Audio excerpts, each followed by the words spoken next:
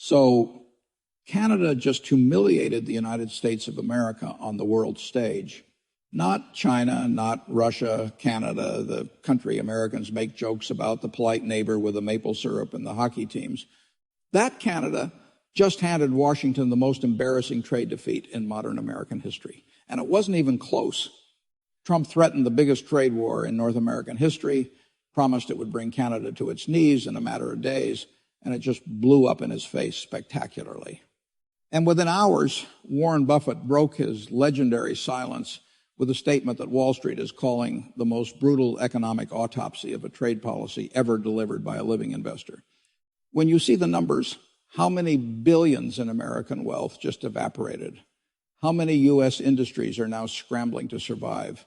And what Canada is doing with the leverage Trump accidentally handed them, you'll understand why economists across the political spectrum are saying this isn't just a policy mistake. This is the most catastrophic miscalculation in modern American trade history.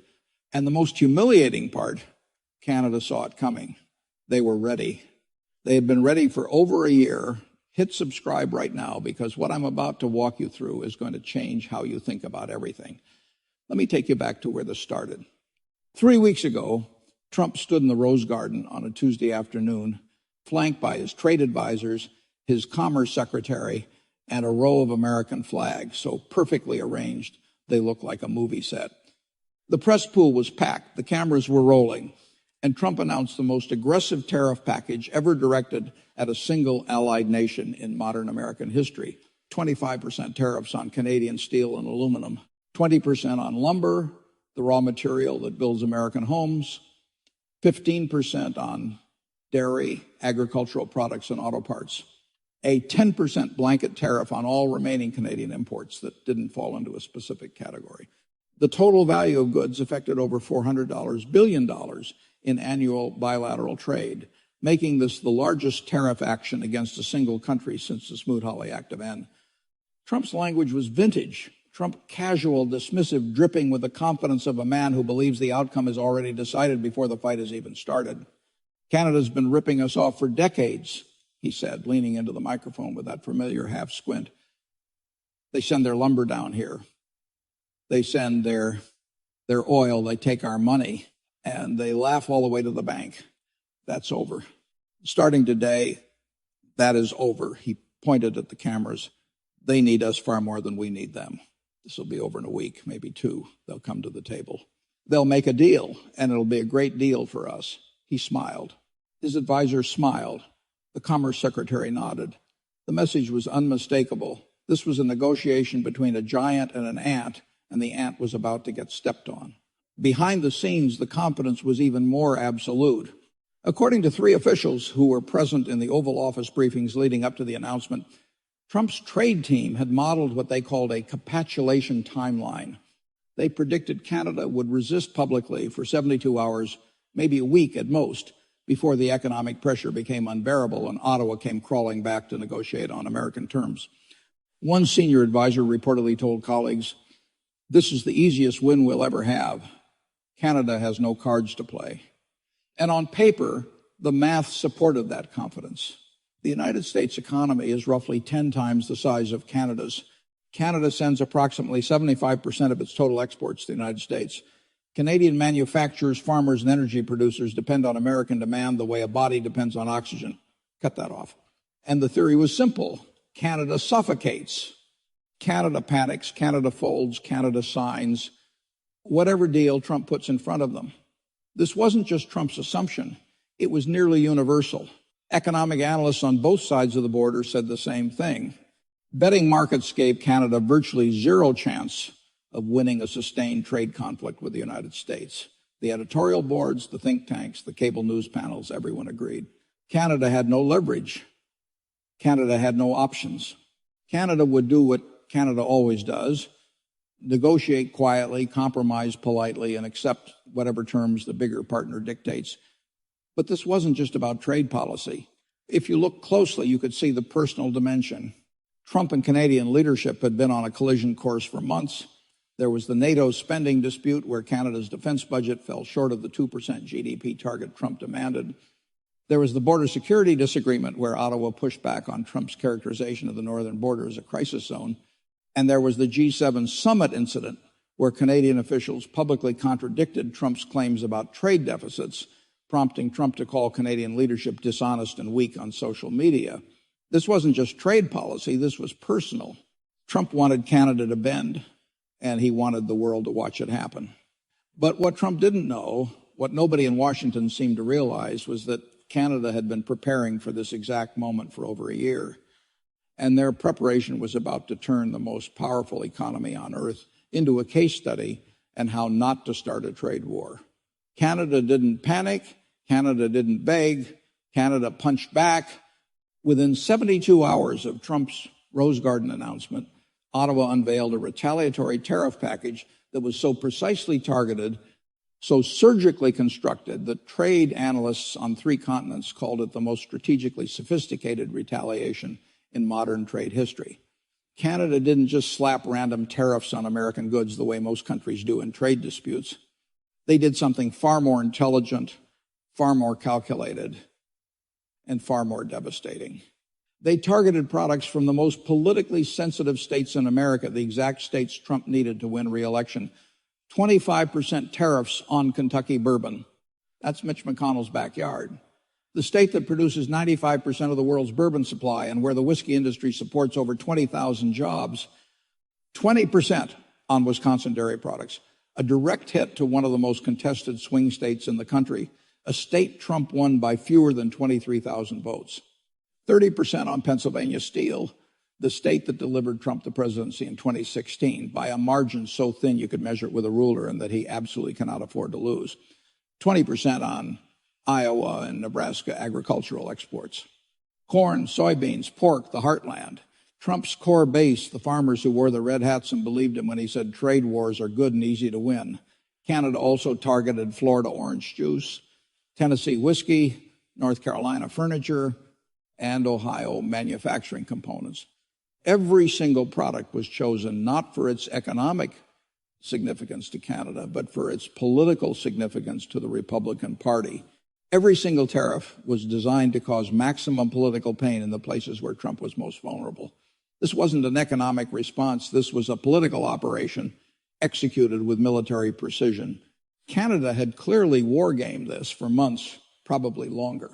They had studied American electoral maps the way a general studies a battlefield, identified the pressure points, calculated the economic impact per congressional district, and built a retaliatory package that didn't just hurt the American economy in the abstract. It hurt specific American politicians in specific American towns where specific American voters were about to feel the pain in their wallets. And here's where you need to pay attention, because the retaliatory tariffs were devastating, but they weren't even Canada's most powerful weapon. That came next, and it's the part most Americans still don't know about. Canada supplies approximately 60% of all crude oil imported by the United States. Let me say that again, because this is the number that changes everything about this story. 60%, not 10, not 20, 60. Canada also supplies roughly half of America's natural gas imports. The pipelines that carry Canadian energy into the United States, Keystone Enbridge Line 5, the Trans-Canada Mainline Network, are not optional infrastructure. They are the arteries that keep American refineries running, American homes heated through the winter, American factories powered, and American gas stations supplied from Michigan to Montana. When Ottawa signaled through diplomatic channels that it was prepared to impose export levies on energy shipments to the United States, not a cutoff, not an embargo, just a carefully calibrated tax that would raise the cost of every single barrel of Canadian crude entering American refineries by 8 to 12. The entire dynamic of the trade war shifted in an instant. It was like watching a chess game where one player suddenly reveals they've had a queen hidden behind a pawn the entire time. Oil futures spiked within hours. The price of West Texas Intermediate crude jumped over 6% in a single trading session. The largest single-day move not caused by a war or natural disaster in over 3 years. American refineries in the Midwest, particularly in Illinois, Indiana, and Ohio, which are physically engineered to process heavy Canadian crude and which cannot simply switch to lighter Middle Eastern or domestic alternatives, without billions of dollars in infrastructure modifications and years of construction, sent urgent letters to the White House warning of potential fuel shortages and refinery shutdowns within weeks if the situation escalated. You can survive without Canadian lumber. Your housing costs go up, but you survive. You can survive without Canadian aluminum. Your beer cans cost a few cents more, but you manage. You can survive without Canadian dairy. You find another source of cheese. You cannot, and I want to be very clear about this, you cannot survive without Canadian energy. Not quickly, not cheaply, not without economic pain that would make the tariffs look like a rounding error.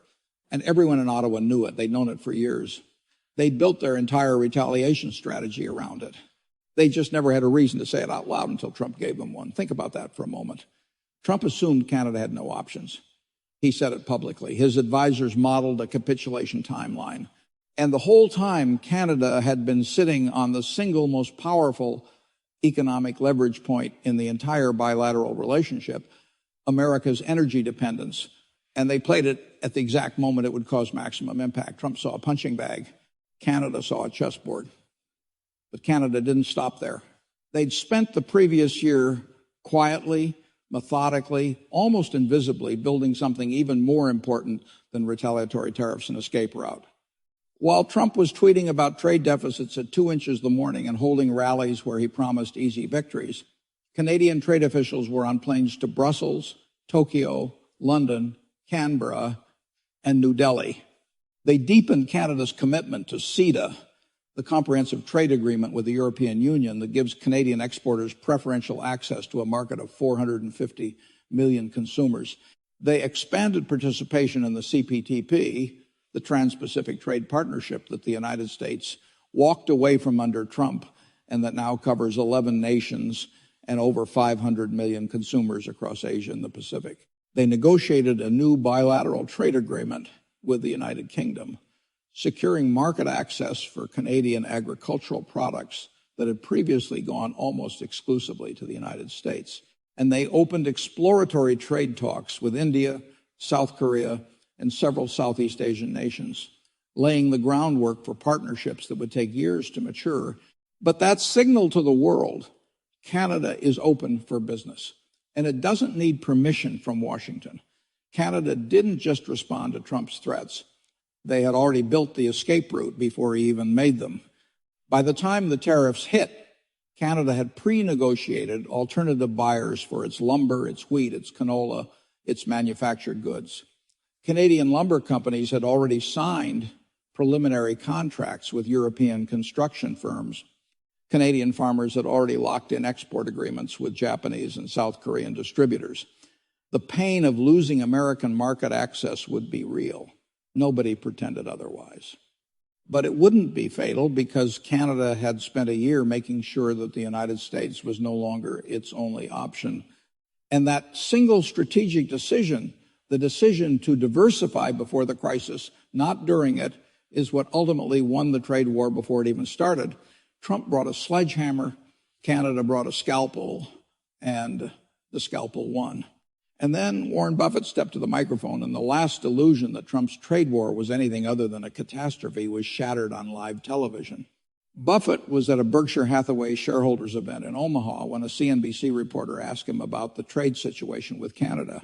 The 94-year-old billionaire paused, removed his glasses, cleaned them slowly with his tie, the way he always does when he's about to say something he wants every person in the room to carry with them for the rest of their lives, and then delivered a response that financial networks replayed on a loop for the rest of the vake. Trade wars are sold as strength, Buffett said, his voice steady and deliberate. They're actually confessions of weakness. A country that has to threaten its neighbors to get a good deal is a country that can't compete on its own merits. And a leader who thinks tariffs are paid by the other country has failed economics at the most basic level imaginable. The room went still, not quiet, still. The kind of silence that happens when everyone in a room simultaneously realizes they're witnessing something historic. Buffett continued, tariffs are not paid by Canada. I want to be very clear about this because there seems to be profound confusion in Washington. Tariffs are paid by American importers, American manufacturers, and American consumers. Every dollar of these tariffs comes out of American pockets. This is not a theory. This is not a partisan opinion. This is arithmetic. And apparently arithmetic is no longer a requirement for setting trade policy in the United States of America. He paused, took a sip of his cherry Coke, and kept going. You know, I've been investing for 70 years. I've seen a lot of bad policy. I've seen governments make mistakes. That's normal. What I've never seen is a government deliberately make its own products more expensive, alienate its own trading partners, destabilize its own supply chains, and then call it a victory. That's not bad policy. That's economic self-harm. Then Buffett revealed something that sent a chill through every trading desk on Wall Street. Berkshire Hathaway had already begun repositioning its portfolio. We've shifted capital away from sectors with significant cross-border exposure. He said matter-of-factly, when government policy becomes this erratic, this divorced from economic reality, capital doesn't fight, doesn't argue, it doesn't write letters to Congress. It finds somewhere more rational to go. And right now, rational is not the word I would use to describe American trade policy. Then Buffett said something that completed the humiliation. He was asked directly about Canada's response, and his answer landed like a verdict delivered from the bench of the highest court in finance. Canada played this perfectly. He said they were patient, they were strategic, and they understood something that apparently escaped the entire White House trade team. That in economics, the person who needs the deal less always wins. Canada spent a year making sure they needed this deal less. That's not luck, that's preparation. That's competence. And it stands in rather stark contrast to what we've seen from Washington. Money doesn't have a flag, it goes where it's treated well. And right now, according to the most successful investor in the history of American capitalism, it's leaving the United States. If your trade policy makes Warren Buffett move his money, your trade policy has already failed. That's not a political statement. That's a financial autopsy. But the tariffs were only the beginning of the damage. What happened next in American markets, in American factory towns, and in American kitchens is something Trump's team apparently never bothered to model. Within the first 2 weeks, the cascading damage became impossible to ignore, impossible to spin, and impossible to blame on anyone but the policy itself. Lumber prices spiked 22%, adding an estimated $14,000 to the cost of building a new American home in a housing market that was already unaffordable for millions of young families. Gas prices in the Midwest rose 31 cents per gallon in 10 days, with energy analysts projecting further increases of up to 70 cents per gallon as the Canadian export levies took hold through the winter. Aluminum costs hit a 3-year high, driving up prices on everything from beverage cans to aircraft components to the wiring and new construction. Auto parts crossing the border, and there are billions of dollars worth of auto parts that crossed the U.S.-Canada border multiple times during the assembly of a single vehicle, suddenly carried a 20% surcharge that was immediately passed on to American car buyers. The average price of a new car sold in America increased by over $2,000 in a single month. The average American household, according to estimates from the Peterson Institute for International Economics, is now paying between $1,800 and $2,400 more per year as a direct result of these tariffs. Not Canadian households, American households. Trump didn't start a trade war with Canada. He started a trade war with American consumers, and American consumers are losing. The industries hit hardest started turning on the policy almost immediately, and the revolt wasn't quiet. Ford issued a public statement warning that tariffs on Canadian auto parts would force price increases across its entire North American lineup, and that the company was reviewing production timelines at 4 plants. General Motors announced a hiring freeze at 3 Michigan facilities and delayed the launch of 2 new models. The National Association of Home Builders called the lumber tariffs a direct tax on the American dream of home ownership and projected that the tariffs alone would price over 300,000 families out of the housing market the next year.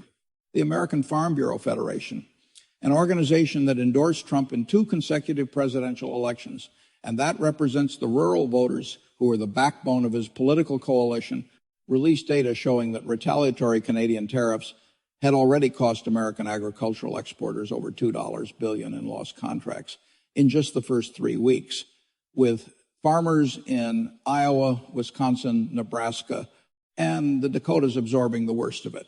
A soybean farmer in Iowa named Dale Reinhardt went viral on social media when he posted a video from his tractor holding up a stack of canceled purchase orders from Canadian buyers. "I voted for the man," Reinhardt said, his voice shaking. "I believed him when he said this would help us. These tariffs aren't helping me, they're killing me." His own base is being destroyed by his own policy. The farmers who wore the red hats, who showed up to the rallies, who believed him when he said trade wars are good and easy to win, those are the people paying the highest price. And they know it. We've been here before, by the way. In 1930, the United States passed the Smooth Holy Tariff Act, imposing massive tariffs on over 20,000 imported goods in an attempt to protect American industry during the early stages of the Great Depression. The result was catastrophic. America's trading partners retaliated. Global trade collapsed by 65% within 4 years. Economists across the political spectrum then and now consider Smoot-Hawley one of the single worst pieces of economic legislation in American history. A law that didn't protect American workers, but instead deepened and prolonged the worst economic crisis the country had ever faced. That's the historical precedent for what Trump just did. And apparently nobody in his trade team bothered to look it up. And it gets worse because the damage isn't just economic, it's strategic and it's potentially permanent. America's closest allies are watching what happened to Canada, and they are drawing the obvious devastating conclusion. If the United States will do this to Canada, its closest ally, its largest trading partner, its partner in NATO and NORAD and Five Eyes intelligence sharing, the nation with which it shares the longest undefended border in human history and with which it has maintained peaceful relations for over 2 centuries, then no alliance is safe, no trade agreement can be trusted. No American handshake means what it used to mean. The European Union accelerated negotiations on trade diversification measures within days of the Canadian tariffs. EU Trade Commissioner Valdis Dombrovskis issued a statement that stopped just short of calling the United States an unreliable partner. Using the diplomatic euphemism, we must prepare for a trading environment in which traditional assumptions about transatlantic cooperation may no longer hold. In Brussels, that's the equivalent of screaming. Japan quietly initiated contingency planning for potential U.S. tariff actions against Japanese auto exports with Toyota and Honda, both reportedly developing supply chain scenarios that reduce North American dependence.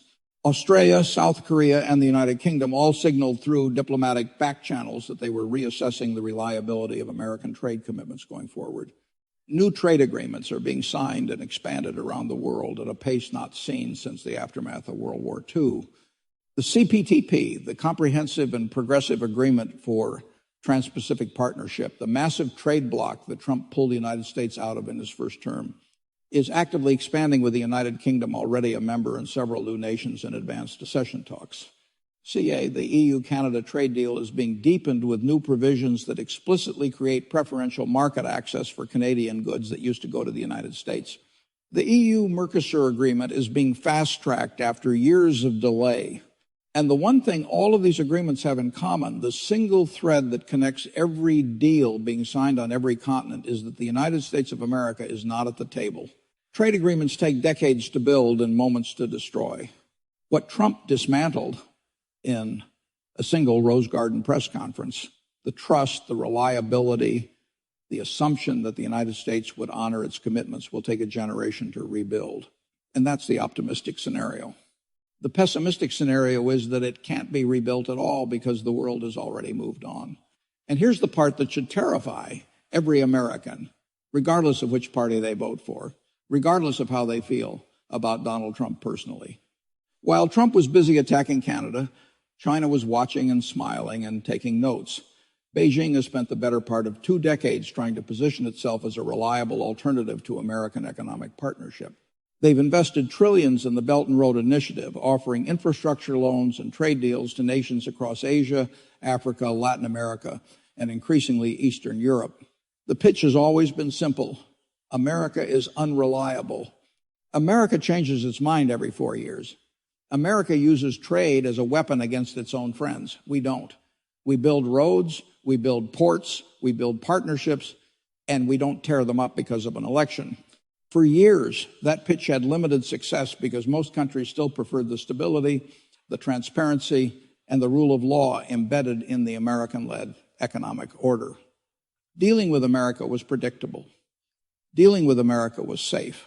Trump just proved Beijing's pitch right in attacking Canada, not China, not a strategic rival, but America's closest and most loyal ally. Trump handed China the single most powerful piece of evidence it has ever had for its argument that the United States cannot be trusted as a long-term economic partner. Countries that were on the fence about deepening ties with Beijing are now actively accelerating those conversations. The Philippines signed a new bilateral trade framework with China 2 weeks after the Canadian tariffs were announced. Indonesia expanded its Belt and Road participation with a new port development deal worth $4 billion. Vietnam, which had been moving toward closer U.S. trade ties, abruptly reopened negotiations with Beijing on a comprehensive economic partnership. Even traditional U.S. allies in Europe, France, Germany, Italy are having quiet conversations with Chinese trade officials that would have been unthinkable 18 months ago. Think about the irony. Take a moment and really let this sink in. Trump said he was fighting China. He said the tariffs were about protecting America from Chinese competition. He said his entire trade agenda was about making America stronger relative to Beijing. And what did his tariff war against Canada actually accomplish? It strengthened China's strategic position more than anything Beijing could have achieved on its own in a decade of trying. He handed China its biggest geopolitical victory since the Belt and Road Initiative began. And he did it by attacking America's best friend. He set the house on fire to kill a mosquito, and the mosquito flew away to China. When the Wall Street Journal editorial board, not the Washington Post, not the New York Times, the Wall Street Journal, the paper of record for American conservatism and American business, publishes an editorial calling a Republican president's trade policy economically illiterate and strategically catastrophic. Something is broken that cannot be easily repaired. But it wasn't just the Journal. The U.S. Chamber of Commerce, which has supported Republican economic policy for decades, issued a formal statement opposing the tariffs and calling for their immediate reversal. 3 Republican governors in Ohio, Iowa, and Georgia publicly broke with the White House, holding press conferences in their own states where they stood next to business owners and farmers and said in front of cameras that the tariffs were hurting their constituents. The governor of Iowa, standing on a farm in Polk County, said, "I support this president on many things. I cannot support a policy that is destroying the livelihoods of Iowa families." That's a sitting Republican governor in a state Trump won by 8 points, publicly telling the president he's wrong. Conservative economists began breaking ranks. Gregory Mankiw, former chairman of the Council of Economic Advisors under George W. Bush, wrote that the tariffs were a textbook case of how not to conduct trade policy, reminding readers that every introductory economics class teaches the same basic truth. Tariffs are paid by domestic consumers, not foreign governments. Douglas Holtz-Eakin, former director of the Congressional Budget Office, called the strategy incoherent. Even Fox Business hosts began pressing White House officials on air, asking how making American goods more expensive could possibly be framed as a victory. When your own party's economists, governors, business leaders, and media allies start questioning the logic, it stops being partisan criticism. It becomes a warning. Here's the reality. Trump promised the most aggressive tariff action in North American history would force Canada to surrender within days. Instead, Canada responded with precision, targeting key political states, leveraging energy dependence, and activating trade partnerships it had quietly strengthened for over a year. The costs are now visible. American consumers are paying more for fuel, food, homes, and vehicles. Farmers are losing export contracts. Manufacturers are freezing hiring. Allies are accelerating trade agreements that exclude the United States. And the largest strategic beneficiary, China, the very nation Trump claimed he was confronting, has gained leverage as American credibility erodes. As Warren Buffett warned, trade wars marketed as strength often reveal underlying weakness. Capital moves where stability exists and uncertainty drives it away. This moment is bigger than Canada. It raises a deeper question. Can economic power be imposed through pressure alone, or does preparation ultimately defeat intimidation? Will the tariffs escalate or quietly disappear? Can trust with allies be rebuilt? And will voters weigh the real cost measured not in rhetoric, but in household budgets and global influence? The numbers are no longer theoretical.